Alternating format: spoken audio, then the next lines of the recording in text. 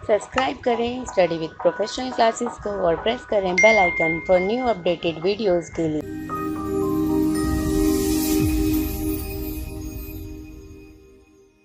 तो regional economic integration basically होता क्या है, ठीक है। अब यहाँ पर जो रीजनल इकोनॉमिक एंड इंटीग्रेशन, यहाँ पर तीन वर्ड्स हैं और तीनों का क्या मीनिंग है।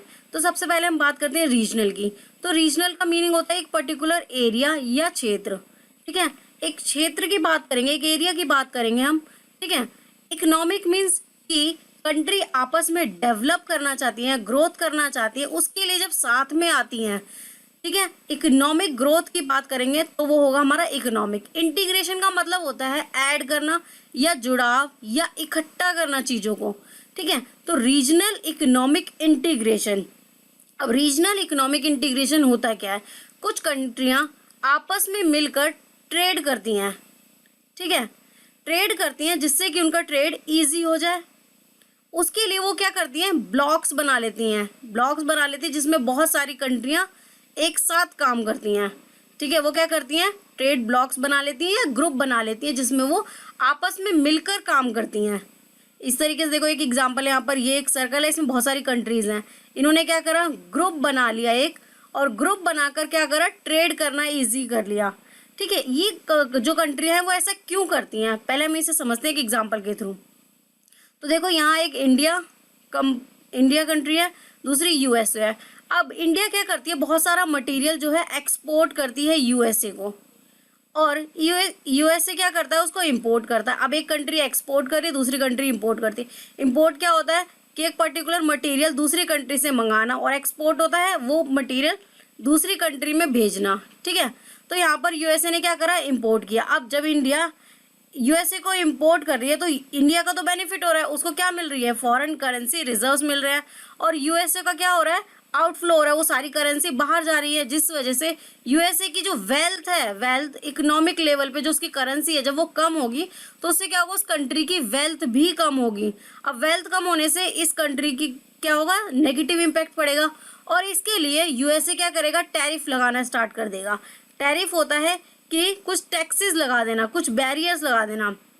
तो देखो बैरियर्स लगा देगी। अब बैरियर दो तरीके के हैं, टैरिफ और नॉन टैरिफ, ठीक है। अब टैरिफ बैरियर क्या होता है, नॉन टैरिफ बैरियर क्या होता है। टैरिफ बैरियर बेसिकली कुछ मटेरियल पे लगा दिया जाता है जिससे उसका प्राइस इंक्रीज हो जाता है। सपोज जो प्रोडक्ट यहाँ से आ रहे हैं उस प्रोडक्ट पे टैरिफ लगा दिया। अब वो प्रोडक्ट सपोज 10 रुपये का था, लेकिन उस पर ड्यूटीज लगने के बाद, टैरिफ लगने के बाद उसका प्राइस 18 रुपीज़ हो गया।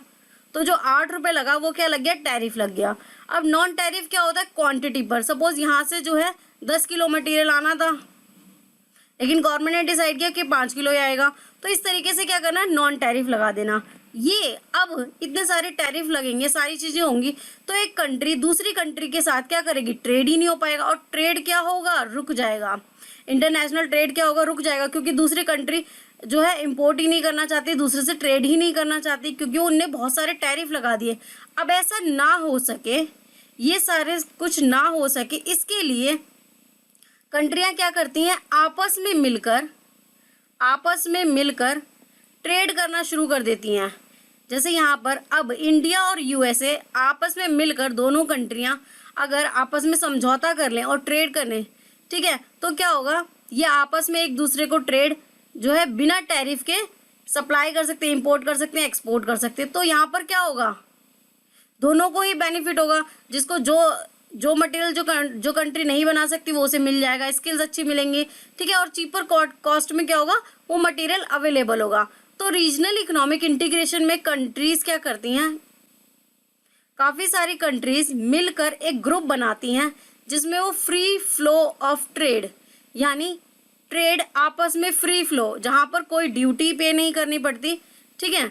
तो ये क्या होता है, इससे कंट्रीज को बेनिफिट होता है, क्योंकि आपस में ये एक दूसरे को जो मटेरियल सप्लाई करेंगे उसमें ना ये कंट्री किससे टैक्स लेगी ना दूसरी कंट्री, ठीक है। तो इससे एक कंट्री को और दूसरी कंट्री दोनों को ही बेनिफिट होता है। अब जैसे जैसे ब्लॉक्स इंक्रीज होंगे, रीजनल इकोनॉमिक इंटीग्रेशन ट्रेड भी क्या होगा, इंक्रीज होता रहेगा।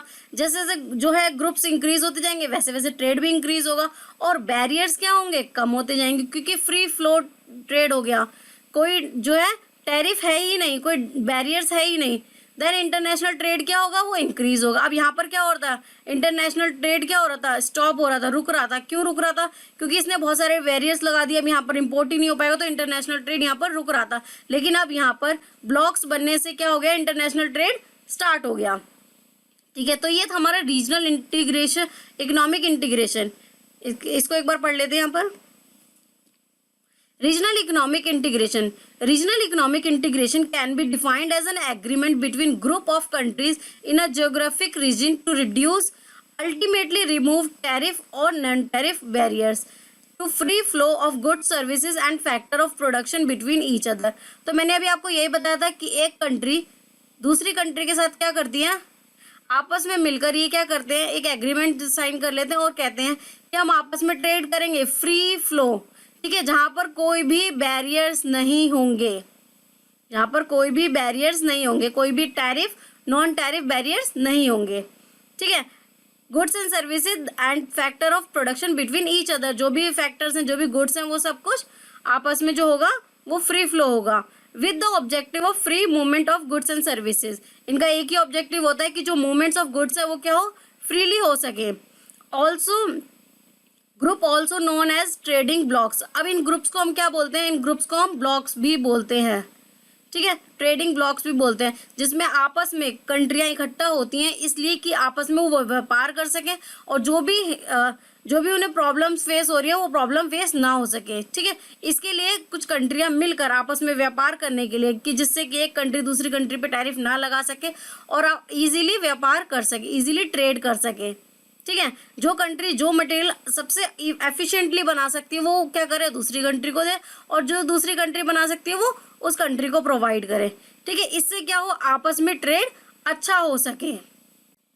सो फ्रेंड्स, वीडियो अच्छी लगी तो वीडियो को लाइक करें, चैनल को भी सब्सक्राइब करें। आप हमें Telegram group, Facebook page, Instagram और हमारे ब्लॉगर पे फॉलो कर सकते हैं, जिसका लिंक मैं डिस्क्रिप्शन में दे दूंगी।